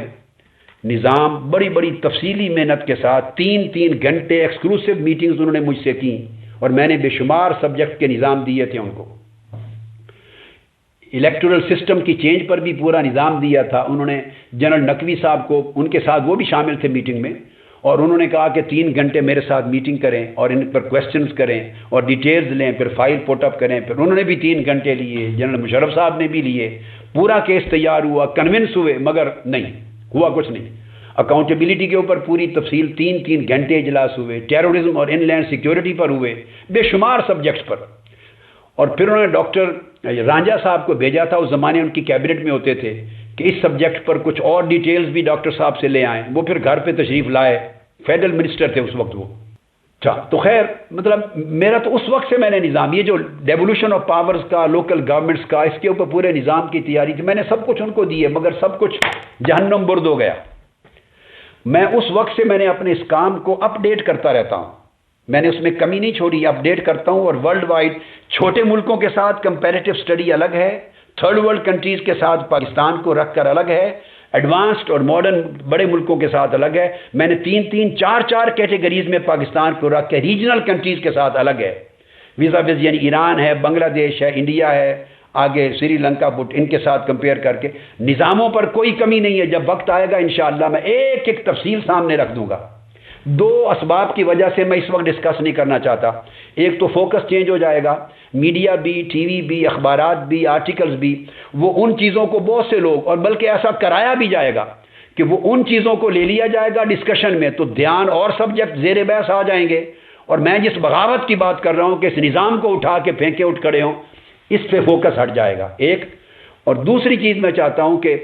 سردست اتنا سولوشن صرف بتاتا ہوں کہ اگر بغاوت کے لیے اٹھیں اور قوم بغاوت کرے، دنیا رجسٹر کر لے کہ قوم نے ریجیکٹ کر دیا اس نظام کو، اتنی تعداد میں نکلے، ایران میں بھی لوگ نکلے تھے، اور مصر میں بھی نکلے ہیں، ٹیونس میں بھی نکلے ہیں، لیبیا میں نکلے ہیں، اور آپ کو وہ نکلے ہیں ایک بار، اتنا کم سے کم رجسٹر ورلڈ نے کیا کہ لوگوں نے ایک نظام یا ایک حکومت کو مسترد کیا، ایک سسٹم کو، اٹھے ہیں۔ جب اٹھیں گے تو پھر اس کے بعد میں سمجھتا ہوں کہ ایک قومی حکومت تشکیل ہو، قومی حکومت جو بالکل غیر سیاسی بھی ہو اور غیر فوجی بھی ہو۔ یہ پاکستان کی 60 سالہ حکومت کا پہلا تجربہ ہوگا، یا سیاسی حکومتیں بنتی ہیں یا فوجی حکومتیں بنتی ہیں، تیسرا تجربہ کبھی نہیں ہوا۔ غیر فوجی، غیر سیاسی، مکمل قومی حکومت کنسنسس کی ہو، نیشنل کنسنسس کی قومی حکومت، نان ملیٹری، نان پولیٹیکل، وہ جب بنتی ہے تو اس کو ٹاسک دیا جائے گا، اس میں اس کو دے دوں گا جو بھی اس کو لیڈ کرتا ہے، میں اس کو سارے نظام دے دوں گا، مگر شرط یہ لگاؤں گا کہ پھر لیڈ کرنے والا آدمی پھر ان تمام طبقات کے نمائندگان کو بلائے، انہیں اعتماد ملے، انہیں ایمانداری سے جمہوری طریقے سے ڈسکس کرے، اور تمام سٹیک ہولڈرز کو اور انٹرسٹ طبقات کو انوالو کر کے کنسنسس ڈیولپ کر کے ان میں امینڈمنٹس کرے، جو کچھ میں تیار کر کے رکھا ہے قوم کو دینا چاہتا ہوں۔ امینڈمنٹس ہوتی ہیں، ڈیولپ کرے، ان خرابیوں پر اتفاق ہو، پھر اس سسٹم کو کنسنسس کے ساتھ کر کے اس کو انفورس کرے، اور وہ انفورس کر کے جمہوریت کی گاڑی، سیاست کی گاڑی، عدلیہ کی گاڑی، انتظامیہ کی گاڑی، لا کی گاڑی جب صحیح معیشت کی گاڑی صحیح ٹریک پہ چل پڑے تو پہلا کام ہو اولی فرصت میں جتنا پاسبلی کم سے کم وقت ہو کہ پھر الیکشن اس نئے نظام کے تحت کرائے جو ان ساری خرابیوں سے پاک ہوں، اور کرا کے وہ گورنمنٹ کے لوگ جو ہیں واپس چلے جائیں نئے نمائندوں کو سونپ کر۔ تو میں اس وقت دے دوں گا سارا۔ پہلے میں دو وجوہ کی بنیاد پر ایک چاہتا ہوں کہ جب نظام آئے تو کنسنسس ہو، باقیوں کی بھی ان پٹ ہو، اور نمبر 2 میں فوکس چینج نہیں کرنا چاہتا۔ شکریہ۔ میرا تعلق سما ٹی وی سے ہے۔ ہم کافی عرصے سے آپ کی جو ویڈیو کانفرنس ہیں ان کو اٹینڈ کرتے رہے ہیں، لاسٹ 2 ایئر سے۔ آپ کو یہاں پر ہونا تو نصیب ہمیں نہیں ہو سکا۔ وہ کیا کہتے ہیں نا، ہزاروں سال نرگس اپنی بے نوری پہ روتی رہی، بڑی مشکل سے ہوتا ہے چمن میں دیدہ ور پیدا۔ تو جب تک آپ قوم میں نہیں ہوں گے یہ بات تو کنفرم ہے کہ لوگ اس طرح سے نہیں آئیں گے۔ میری ایک چیز، اور دوسری چیز یہ ہے کہ آپ نے کہا کہ نظریاتی کارکنوں کو ٹکٹس دینے چاہیے، جبکہ جنگ میں آپ نے اپنے بیٹے کو نہیں، میں نے یہ نہیں کہا، میں نے یہ نہیں کہا۔ اور دوسری بات آپ نے کہا کہ کروڑ روپے خرچ کیے جاتے ہیں جلسوں کے اوپر، جیسے بھی جلسے ہوتے ہیں اس کے اوپر کروڑوں روپے خرچ کیے جاتے ہیں۔ آپ یہ بتائیے گا، تھوڑی سی رہنمائی فرمائیے گا کہ آپ کے بھی جلسے ایسے ہوتے ہیں، اور میں نے دیکھا ہے کہ وہ زیادہ منظم ہوتے ہیں، بڑی بڑی اسکرینیں لگائی جاتی ہیں، ساؤنڈ سسٹم لگائے جاتے ہیں، اور بہت زیادہ تعداد میں پیسہ خرچ کیا جاتا ہے۔ آپ رہنمائی فرمائیں گے کہ یہ پیسہ کیسے لگایا جاتا ہے، کہاں سے آتا ہے؟ Thank you. ایک آپ نے یہ پوچھا کہ میں نے کہا کہ نظریاتی کارکنوں کو ٹکٹ دیے جائیں، میں نے یہ ہرگز نہیں کہا، اور نہ میں اس کے حق میں ہوں۔ میں تو سرے سے اس نظام کے اندر میں نے مثال دی ہے، موجودہ انتخابی نظام میں اگر پیپلز پارٹی اور مسلم لیگ نون بھی نظریاتی کارکنوں کو اگر الیکشن لڑنے کے لیے ٹکٹ دے دے تو وہ سارے ہار جائیں گے۔ میں نے تمثیلاً کہا ہے، کیونکہ یہ انتخابی نظام افورڈ نہیں کرتا کہ باکردار نظریاتی شخص الیکٹ ہو سکے، وہ الیکٹیبل نہیں ہے۔ میں نے اس نظام کے حوالے سے ایک دلیل دی، نظریاتی کارکنوں کو ملیں گے ٹکٹ جب نظام بدلے گا، اس نظام کے تحت نہیں، بے فائدہ ہے۔ ہم نے نظریاتی کارکنوں کو 2 بار دے کے دیکھا ہے، 1990 میں بھی اور 2002 میں بھی، تو بس نظریاتی ووٹ ہی ملے ان کو، اور عوامی ووٹ کوئی نہیں ہے ان کے پاس ملا۔ اچھا، دوسرا سوال آپ نے کیا تھا، آپ نے بجا کا، ٹھیک ہے، آپ نے کہا کہ میں ان کے اندر ہوں، یہ بات اپنی جگہ بجا، مگر میں اس کے اندر پروسیس میں اس وقت اس لیے نہیں آنا چاہتا کہ یہ پاکستان کی قوم بدقسمتی سے اتنی بٹی ہوئی ہے قیادتوں کے پیچھے اور جماعتوں میں اور دھڑوں میں کہ قوم ہی نہیں رہی، اس میں کوئی وحدت اور یونٹی ختم ہو چکی۔ لہذا جو بھی آ کے ان کے اندر اس وقت پروسیس میں شامل ہوگا، ہر لیڈر مذہبی اور سیاسی وہ اپنی اپنی بھیڑ بکریاں لے کے باہر میدان میں دوسرے کی مخالفت میں نکل آئے گا، اور میں اگر وہاں شور مچاتا رہوں اور میرا گلا بھی جواب دے جائے اور میری جان بھی جواب دے جائے، سکت بھی نہ رہے، کراچی سے پشاور تک جلسے کر کے دھکے کھا کے، تو میں تو یہی ثابت کرتا رہ جاؤں گا کہ جو میں کہہ رہا ہوں لوگوں یہ سچ ہے، یہ اخلاص پر مبنی ہے۔ مجھے تو اپنی کریڈیبلٹی اسٹیبلش کرنے کے لیے بھی وسائل نہیں ہوں گے، کیونکہ اس میں میڈیا نے بھی انوالو ہونا ہے، اور میڈیا پر کسی نے انفلوئنس بھی ہونا ہے، بہت سے ذرائع نے، اور پھر اس کے بعد بہت سے عوامل اور آ جانے ہیں، تو قوم اتنی تقسیم ہو جانی ہے کہ کسی ایک آواز کی اس پورے ہنگامے میں سنائی نہیں دینی، کیونکہ جب کوئی کرتا ہے تو ساروں کے مفادات خطرے میں ہوتے ہیں نا، سب کے مفادات خطرے میں ہوتے ہیں، تو ساروں نے میدان میں آ جانا ہے۔ لہذا نتیجہ کیا ہوگا، بھانت کی بولیوں میں قوم کو یکسوئی نہیں ملے گی۔ ضرورت بغاوت کے لیے یکسوئی کی ہوتی ہے۔ ایران میں انقلاب اس لیے آیا تھا کہ نظریات لوگوں کے مختلف تھے، مگر وہ ساری قوم میں رضا شاہ پہلوی کے نظام کے خلاف بغاوت کے اوپر ایک وحدت ہو گئی تھی۔ نظریات مصر میں جدا تھے، مگر حسنی مبارک کے نظام آمریت کے خلاف ایک وحدت ہو گئی، تو دھڑوں میں نہیں بٹی قوم، دھڑوں میں نہیں بٹی، بٹ جاتی تو چینج نہ آتی۔ چینج سے میری مراد تختہ نہ الٹتا۔ قذافی کے خلاف بے شمار طرح کے نظریات تھے، مگر یکجا ہو گئے، گولیاں بھی کھائیں۔ ٹیونس میں بھی ایسا ہوا۔ پاکستان کی پوزیشن ڈیفرنٹ ہے، چونکہ عامر ایک نہیں ہے، ادھر پولیٹیکل پارٹیز نہیں تھیں، الگ بے شمار دھڑے نہیں تھے۔ یہاں تو 150 پولیٹیکل پارٹیز ہیں، ریلیجس پارٹیز ہیں، اور جب آپ ایسی موومنٹ ہوگی تو ہر کوئی اپنی اپنی بھیڑ بکریاں ریوڑ لے کے میدان میں اتر آئے گا، جلسے جلوس، اخبارات میں کوریج، میڈیا، لوگ پہلے ہی کنفیوزڈ ہیں، پاگل ہو جائیں گے کہ کون سچا ہے کون کیا کہتا ہے، تو بس پھر سب ختم۔ اس لیے میں تقسیم نہیں کرنا چاہتا۔ اب آپ کہیں گے کہ پھر یونیفائی کیسے ہوں گے؟ میں چاہتا ہوں کہ یہ جو مایوسی اور نفرت ہے نظام کے خلاف، اس نفرت کو یہ طاقت اتنی پہنچائی جائے کہ یہ ان کو یونائٹ کر دے نظام کے خلاف۔ لوگوں کی مایوسی نظام کے خلاف، یہ جو غصہ ہے نظام کے خلاف، ان کے بنیادی حقوق پر ڈاکہ ڈالا جاتا ہے، قتل و غارت گری ہے، جان مال عزت و آبرو بنیادی مسائل کی عدم دستیابی، حفاظت نہیں ہے جان مال کی، یہ جو نفرت ہے اس کو اتنا بڑھایا جائے شعور کی بیداری میں کہ لوگوں کو یہ یونائٹ کر دے، لوگوں کو مسائل یونائٹ کر دیں، یہ سوچ یونائٹ کر دے کہ اگر گھر کے اندر بیٹھے مر جانا ہے، بزدلی کی موت مر جانا ہے کہ دہشت گرد کے ہاتھوں یا خودکشی کر کے مر جانا ہے، تو بہتر ہے میدان میں اس ملک اور نظام اور لوگوں کو بچانے کے لیے عزت کی موت مرو، باہر نکلو۔ تو اس کے لیے یونٹی ضرورت ہے۔ میرے آنے سے فرق نہیں ہوگا، بے شمار لیڈر پہلے ہیں، ایک میرے بھی آ جائیں گے، وہ باقیوں کے بھی ریوڑ ساتھ ہوں گے، ایک میرا بھی ریوڑ ہوگا، اور بس ایک عجیب تماشا ہوگا، اس کا حاصل کچھ نہیں۔ اس لیے میں نے عرض کیا پہلے بھی احباب سے کہ قوم ایک سائن دے، ایک علامت دے کہ قوم کی میجورٹی جو مایوس ہے 60% لوگ وہ باہر نکلتے ہیں بغاوت کے لیے، جو ووٹ پہلے ہی نہیں ڈالتے اب وہ نہ ڈالنے اور گھر بیٹھنے کی بجائے باہر نکلنے کے لیے تیار ہوں، اور جو تبدیلی چاہتے ہیں وہ بھی باہر نکل آئیں۔ آف کورس ایک طبقہ رہے گا الیکشن کے لیے جو کنونسڈ ہے اس خاص طریقے سے، وہ باہر نکلیں، ایک رجسٹر کرائیں کہ قوم کی بھاری اکثریت یونٹی ہو رہی ہے، ان میں یونیفائی ہو رہے ہیں، مسائل پر، دکھوں پر، پریشانیوں پر، غم و غصے پر، نفرت پر متحد ہو کر اس نظام کے خلاف بغاوت پہ تیار ہیں۔ یہ صورت ہو تو مجھے کوئی تعامل نہیں ہے، اگلے دن میں ان کے ساتھ ہوں گا۔ اور آخری بات جو آپ نے کہا، جو کروڑوں روپے کا نظام ہے، وہ میں نے آپ کو بجا طور پہ کہا، ہمارا سسٹم یہ ہے کہ میں کسی پر نہیں تبصرہ کرتا، معلومات ہوتی ہیں کہ جلسوں کے خرچے بھی کروائے جاتے ہیں کہیں سے اور کیا انتظام ہوتا ہے، معلومات ہیں۔ میں تو صرف اپنی بات کرتا ہوں کیٹیگوریکل، اور یہ جو اپنی بات کر رہا ہوں یہ لا الہ الا اللہ محمد رسول اللہ، میں کبھی زندگی میں جھوٹ بولنے والا آدمی نہیں ہوں، نہ میں بولا ہے، خدا کا شکر ہے، یہی میری میراث ہے، یہی میری عزت ہے، یہ میرا سرمایہ ہے۔ تو میں نے کلمہ طیبہ اس لیے پڑھا کہ ہمیں کبھی زندگی میں پارٹی کے لیے، تحریک کے لیے، جلسوں کے لیے، اجتماعات کے لیے، کسی وہ چینل جو لوگوں کے لیے ہوتے ہیں اندرونی اور بیرونی، نہ کبھی پیسہ لیا، نہ ملا، نہ مرتے دم تک کبھی ایسا جرم کریں گے۔ ہمارا خرچ صرف کارکن کرتے ہیں، کارکن۔ اب چونکہ جماعت تحریک ہماری بڑی منظم ہے، اس میں لاکھوں کی تعداد میں لوگ وابستہ ہیں، اور اندرون ملک نہیں بیرون ملک بھی ہیں، یہ ہمارا میجر فیکٹر یہ ہے۔ ہماری سب سے بڑی تنظیم ہے تحریک منہاج القرآن، all over the world, Pakistan سے باہر۔ محترمہ بے نظیر بھٹو جب وہ لندن میں آ کے انہوں نے تحریک منہاج القرآن کی ممبرشپ لی تھی، لائف ٹائم ممبرشپ کا فارم جب پر کیا تھا،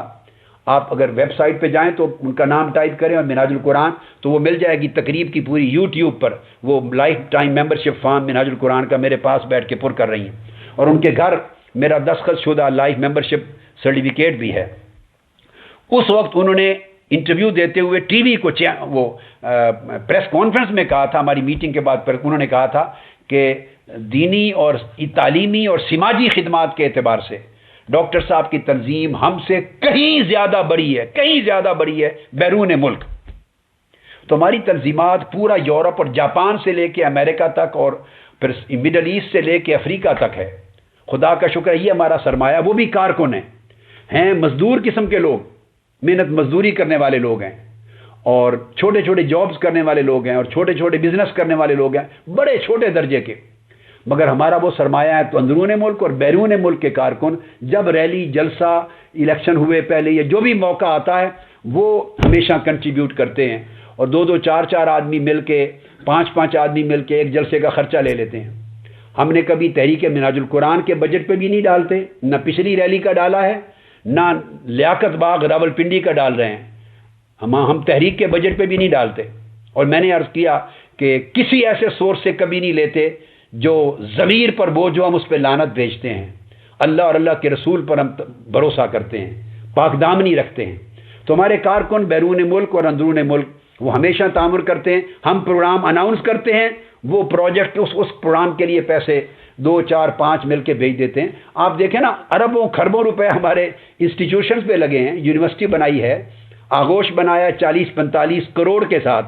جو 1000 یتیم بچوں کا پورا جگہ ہے. اب بیت الزہرا بن رہا ہے کئی کروڑوں کے ساتھ. ہمارے انسٹیٹیوشن پورے ملک میں جگہ جگہ اسکول 600 بنائے ہیں. تو ہمارے بلینز اور بلینز کے حساب سے انسٹیٹیوشن جو ہمارے کارکنان ہی دیتے ہیں خرچہ. تو یہ تو بڑا پینٹ ہوتا ہے ان کے لیے کسی ایک ریلی کا خرچہ کرنا, وہ کر دیتے ہیں. شکریہ.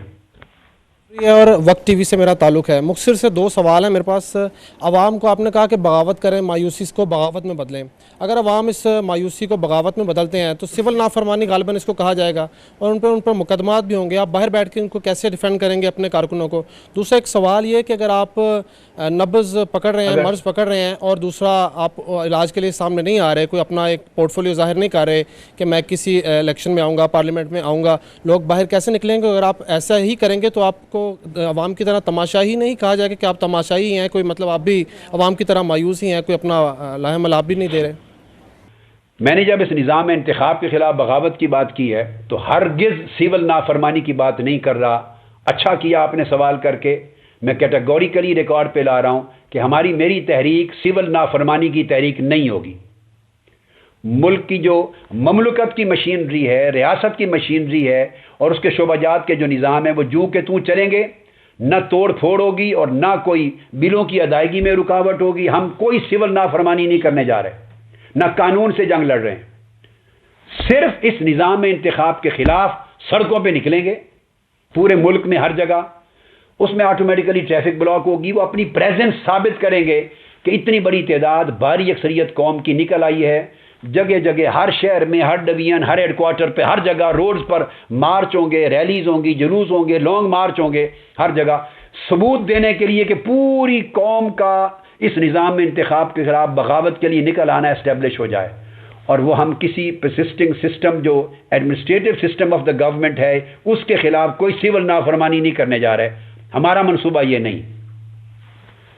دوسری بات جو آپ نے کی کہ میں الیکشن میں حصہ نہیں لوں گا یا فلاں, میں نے تو آپ کو عرض کر دیا کہ میرا پورا ہدف اس سسٹم کو بدلنا ہے. اگر سسٹم بدل جاتا ہے تو مجھے پھر اس بدلے ہوئے سسٹم میں حصہ لینے اور اس قوم کی رہنمائی کے لیے جو بھی خدمت میں کر سکتا ہوں انجام دینے میں کوئی تامل نہیں ہوگا. میں جب پارلیمنٹ سے ریزائن کر کے نکلا تھا اور میں نے اس سیاسی اور انتخابی نظام کو ٹھکرایا تھا تو میں نے ملک اور قوم کی خدمت کرنے یا اپنا رول ادا کرنے کو نہیں ٹھکرایا. میں نے اس نظام کو ٹھکرایا کہ یہ بیکار ہے, اس سے آپ ڈیلیور نہیں کر سکتے, قوم سے ایک دھوکہ ہے, اور ملک کے مسائل حل نہیں کر سکتے, چینج نہیں لا سکتے. اگر نظام کے خلاف پبلک, میں نے عرض کیا, کھڑی ہو جائے, بغاوت کو رجسٹر کروائے, تو سٹل اس کنڈیشن میں ہی اپنا رول ادا کرنے کے لیے تیار ہو جاؤں گا. اس کو تماشائی نہیں کہتے, بلکہ میں تو اپنی بڑی واضح طور پہ ایک نیک نیتی ثابت کر رہا ہوں کہ میری ایمبیشنز نہیں ہیں, میرے اور کوئی اس کے علاوہ عزائم نہیں ہیں کہ میں حصہ دار بنوں یا میں کوئی الیکشن میں حصہ لوں. یہ ایک ماحول بنا رہا ہوں اور فائنلی میں کود پڑوں گا, کسی کے ساتھ الائنس ہو جائے گا اور میں الیکشن میں حصہ لوں گا. میرا کیٹیگوریکلی نو ہے اسٹیبلش کرنے کے لیے کہ جو بات کہہ رہا ہوں اس میں اخلاص ہے. That's it. ہے میں AR وائی نیوز سے ہوں. میرا یہ صرف چھوٹا سا سوال ہے کہ قیادتوں میں بیٹھی ہوئی ہے قوم, وحدت تقسیم ہے, صوبے بٹے ہوئے ہیں, صوبوں میں ڈویژن اور شہر بٹے ہوئے ہیں, فرقہ واریت ہے. ان تمام حالات میں جب ایک نقطے پہ آپ تبدیلی کی بات کر رہے ہیں تو قوم کے لیے وہ ایک معجزاتی ایک عمل ہو سکتا ہے. اور دوسرا یہ کہ جب اب 40 سے 50% ٹرن آؤٹ رہتا ہے ووٹرز کا, جب کچھ لوگ بغاوت کریں گے, کچھ نہیں کریں گے, وہ 25 سے 30% ٹرن آؤٹ رہ جائے گا. تو اس صورت میں بھی تو الیکٹورل سسٹم تو وہ ان کا کامیاب ہو گیا پہلے والا, پھر عوام کو مایوسی ہوگی. تو اس کے بعد آپ کا لائے عمل کیا ہوگا؟ گزارش یہ ہے, میرا فریضہ میں پھر عرض کر رہا ہوں, قوم کو رہنمائی فراہم کرنا اور یہ شعور اور میسج قوم تک پہنچانا, قوم کو آگاہ کرنا.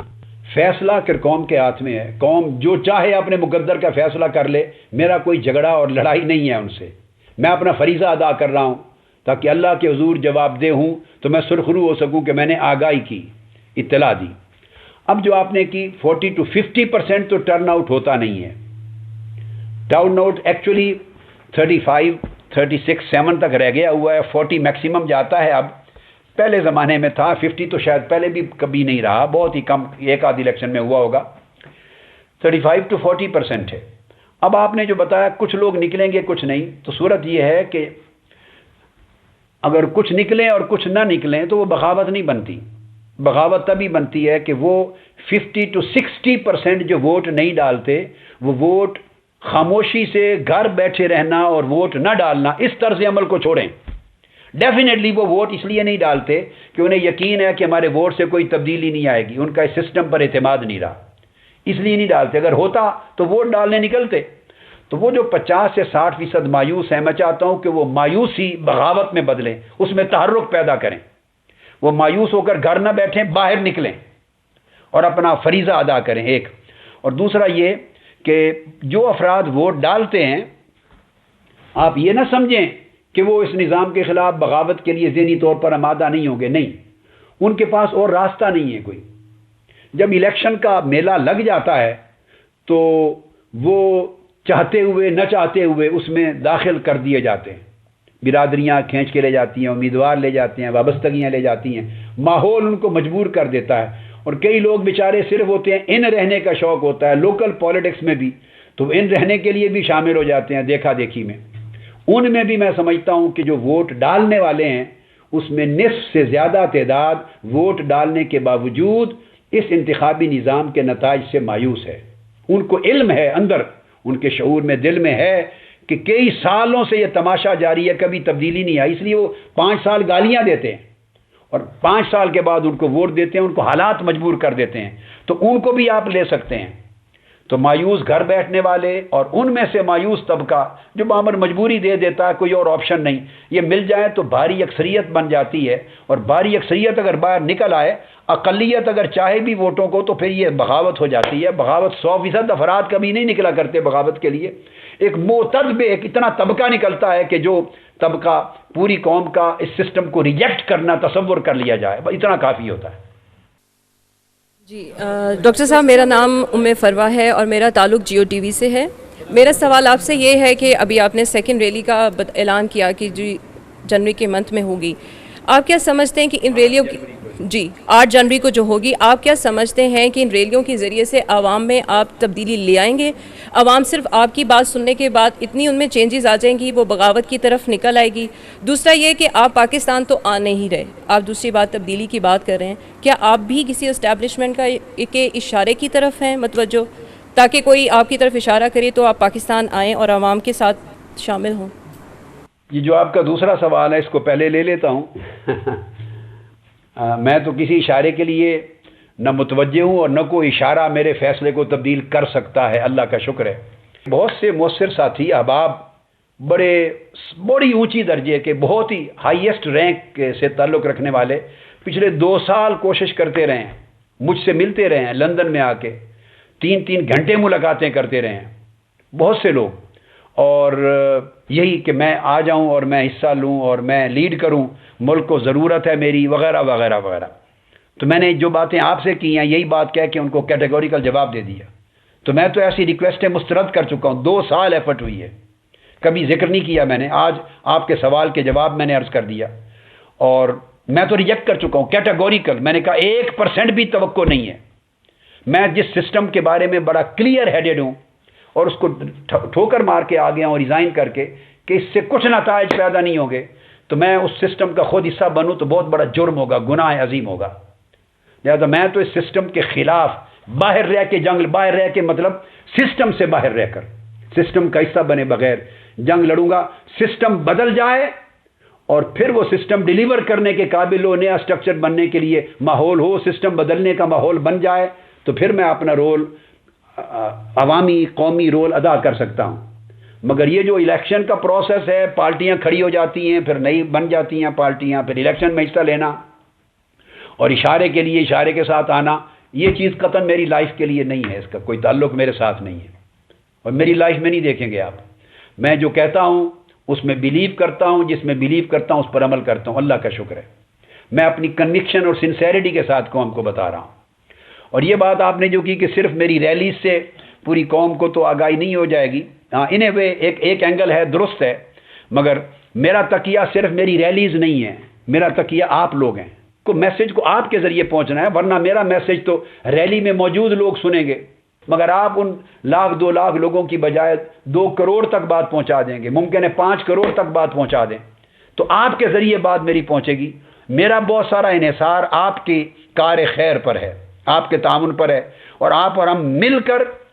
اس شعور کی بیداری کی مہم آگے بڑھائیں گے۔ تو یہ ایک جوائنٹ وینچر ہے، آفٹر آل ہم سب اسی سوسائٹی کا حصہ ہیں، ہمیں اس ملک کی خیر چاہیے، مستقبل روشن چاہیے، سب کی آرزو ہے، لہٰذا یہ ہم جوائنٹلی کریں گے تو پھر پہنچے گی بات بغاوت تک۔ آپ ڈسکس کریں، بھلے میرے آئیڈیا کے خلاف آپ کے اینکرز بات کریں، اس کے اگینسٹ بولیں، جو چاہیں بولیں، مگر ڈسکس کریں اس آئیڈیا کو بار بار۔ اگر اینکر روزانہ ڈسکس کریں کہ ایک ویو پوائنٹ یہ بھی ہے، قادری صاحب نے یہ کہا ہے، وہ ڈسکس کرے، اختلاف کرے، کچھ کرے، مگر لوگوں کے کانوں تک روز آواز تو پہنچے، مخالف بولے، موافق بولے، اس طرح شعور کی بیداری کا عمل ہوتا ہے، اور شعور کی بیداری ہو جائے تو اگلی سٹیپ پھر ان کو عملاً بغاوت کی طرف اس نظام کے خلاف لانا آسان ہو جاتا ہے۔ شکریہ صاحب، آپ نے بار بار یہ بات کی، بڑے تسلسل کے ساتھ بات کی، بالوضاحت آپ نے فرما دیا کہ آپ کیوں شامل نہیں ہو رہے فی الوقت، لیکن بات یہ ہے کہ آپ اپنے نظریات کے سچے اور سچے ہونے کی بات بھی کرتے ہیں، اور پھر باہر بیٹھنے پر بھی اصرار کرتے ہیں، اس سے باہر رہنے پر بھی اصرار کرتے ہیں۔ یہ تو بالکل منفی قوتوں کو واک اوور دینے والی بات ہے کہ آپ انہیں واک اوور بھی دے رہے ہیں۔ پھر لوگوں سے تو آپ کہہ رہے ہیں کہ وہ لوگ اپنی مایوسی کا اظہار جو ہے بغاوت کر کے کریں، تو آپ یہ کیوں بغاوت کیوں نہیں کر رہے؟ آئیے نا، بغاوت کیجئے نا۔ بات یہ ہے کہ صرف میرے آنے سے بغاوت نہیں ہوگی، اس سے پہلے دیکھیے نا، ایک مریض کے لیے لازم ہے کہ پہلے وہ اگر بیماری کا اسے احساس ہے کہ میں بیمار ہوں تو وہ ڈاکٹر کے پاس تو جائے نا، وہ ڈاکٹر کے پاس جائے، کم سے کم اسے ریئلائز کرائے کہ مجھے احساس ہے میں بیمار ہوں، میں علاج کے لیے آیا ہوں، تو پھر ڈاکٹر نسخہ بھی دیتا ہے اور اس کے ساتھ ٹریٹمنٹ میں انوالو بھی ہوتا ہے۔ اب یہ ایک ایسا میٹر ہے کہ اس میں پورا ایک نظام اور قوم ایک مرض میں مبتلا ہے۔ قوم کم سے کم، جو میں نے عرض کیا، میں یہ نہیں کہہ رہا کہ پوری بغاوت ہو جائے تو میں آؤں گا، میں یہ دیکھنا چاہتا ہوں کہ ایکچولی قوم اس میسج کو قبول کرتی ہے نہیں کرتی،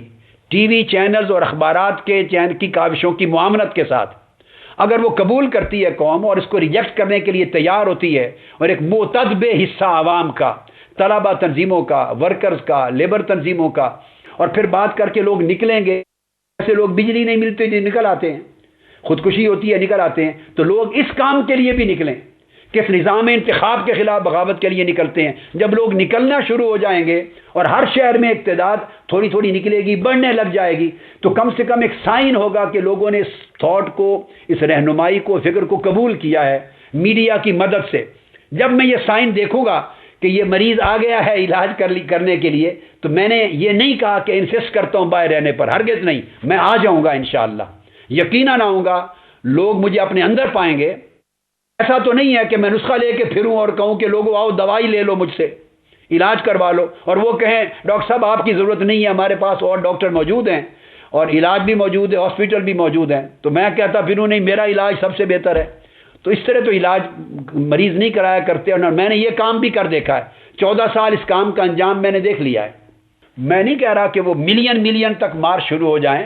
چند ہزار جیسے لوگ قتل و غارت ہو جاتی ہے، بجلی بند ہو جاتی ہے، اپنا کنیکشن بحال کرانے کے لیے پانی نہیں ملتا، روزگار نہیں ملتا، مشکلات ہوتی ہیں، CNG بند ہو جاتی ہے، الیکٹریسٹی لوڈ شیڈنگ ہوتی ہے، لوگ نکلتے ہیں نا ان مسائل کے لیے۔ تو دیکھیے قوم ابھی نجی مسائل کے لیے عارضی طور پہ نکلتی ہے، کنیکشن بحال ہوتا ہے، اندر چلی جاتی ہے،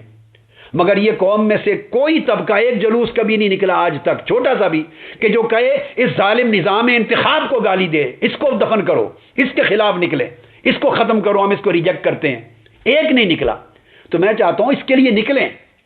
ہر شہر میں تھوڑی تعداد ہی نکلے، گریجولی بلڈ اپ ہوگی۔ جب ماحول آپ بھی دیکھ لیں گے کہ ہاں میڈیا نے بات ہر ایک تک پہنچا دی، اور لوگ بھی ان کی نفرت بغاوت کے لیے تیار ہے، اور ان کو ضرورت ہے کہ کوئی لیڈ کرے جو کچھ ہو، تو میں جینونلی فیل کروں کہ اب یہ نسخہ لے کے لوگوں کے پاس نہیں جا رہا ہوں میں کہ یہ قبول کرو، لوگ ریئلائز کرتے ہیں کہ اس نظام کی تبدیلی کے لیے وی آر ریڈی،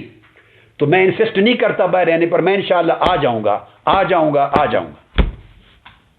اچھا ڈاکٹر صاحب، میرا نام ندیم چودھری ہے، میرا تعلق ایکسپریس نیوز سے ہے۔ آپ نے بات کی بغاوت کی، آپ نے بات کی تبدیلی کی، عمران خان بھی یہی بات کرتے ہیں، مشرف بھی یہی بات کرتے ہیں، کیا کوئی ایسا چانس ہے؟ آپ نے عمران خان کا جلسہ دیکھا ہوگا 30 اکتوبر کا مینار پاکستان پہ، ایک بہت بڑی دنیا ان کے ساتھ ملی، ایک چینج نظر آتی ہے ملک کے اندر، سیاسی فضا کے اندر، کیا کوئی ایسا چانس ہے کہ تحریک منہاج القرآن کے یا پاکستان عوامی تحریک کے اور پاکستان تحریک انصاف کے یہ دونوں جماعتیں مل کے تبدیلی کے لیے کام کریں؟ عمران خان صاحب کی جماعت ہو یا کوئی اور جماعت، ان کے لوگ آئے بھی ہیں اور رابطہ بھی کیا اور لوگوں نے بھی فون کیے. اگر جو بھی جماعت اس سسٹم کے تحت الیکشن میں جائے گی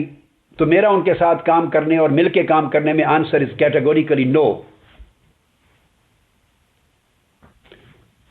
چونکہ میرا تو فلسفی یہ ہے کہ اس سسٹم کا جو بھی حصہ بنے گا، یعنی اس سسٹم میں پارٹیسپیٹ کرے گا، وہ حصہ بن جائے گا. اور میں نے آپ کو یہ عرض کر دیا کہ الیکشن کے بعد اسے جو مایوسی آج دکھائی نہیں دے رہی، آج ممکن ہے اسے امید کی روشنی نظر آتی ہو. الیکشن کی دیر ہے، صرف الیکشن کے مہینے بعد جب حکومتیں بنے گی، دودھ کا دودھ اور پانی کا پانی ہو جائے گا، ہاتھ ملیں گے، کوئی تبدیلی کا راستہ نہیں نکلے گا. میں اس پر 101% شور ہوں. سو میں اپنی کنوکشن کے خلاف نہیں جا سکتا. لہٰذا میری نیک امنگیں ہیں سب اچھے لوگوں کے لیے، مگر اس سسٹم کے اندر الیکشن میں حصہ لینے کے لیے کوئی پارٹیسپیشن اور کوپریشن کسی سے نہیں. میں تو سسٹم کے خلاف لڑنے کی بات کر رہا ہوں. ہاں ایک امکان ہے، وہ اس سسٹم کے خلاف اگر چینج چاہتے ہیں، اگر یہ بات ان کی سمجھ میں آ جائے کہ اس سسٹم کے خلاف بغاوت کے لیے تیار ہوں اور الیکشن میں حصہ نہ لیں، لوگوں کو الیکشن کے خلاف بغاوت کے لیے آمادہ کریں، تو میری جماعت اور ان کی جماعت اور کوئی اور جماعت جو جینوئن چینج کے لیے تیار ہو، مل کر کام کرنے کو تیار ہیں. ہم مل کر کام کر سکتے ہیں 100%. قطعاً کوئی جماعتی تشخص نہیں ہے، مل کر ایک اجتماعی اور ہوگا بھی کام اجتماعیت کے ساتھ، مگر بشرطے کے ایجنڈے پر اتفاق ہو. اب ایجنڈے ڈیفرنٹ ہیں. ایک اسی سسٹم کے تحت جس کو میں نے ذکر کیا الیکشن میں جا رہے ہیں، ہم اس کو ٹھکرا رہے ہیں. تھینک یو ویری مچ سر، بہت مزہ آیا آپ سے. انشاءاللہ تعالیٰ پھر بہت شکریہ. میں آپ سب احباب کا شکریہ ادا کرتا ہوں، تمام احباب کا، آپ کی شرکت کا، اور میں امید کرتا ہوں کہ یہ میسج آپ ہی کے ذریعے قوم تک پہنچے گا. میرا تکیہ آپ احباب پر ہے. السلام علیکم ورحمۃ اللہ. ہم قدم رواں دواں ہے قافلہ، دم بدم ہم قدم رواں دواں ہے قافلہ. چلو اٹھو چلے چلو سمٹ رہا ہے فاصلہ. چلو اٹھو چلے چلو سمٹ رہا ہے فاصلہ. دم بدم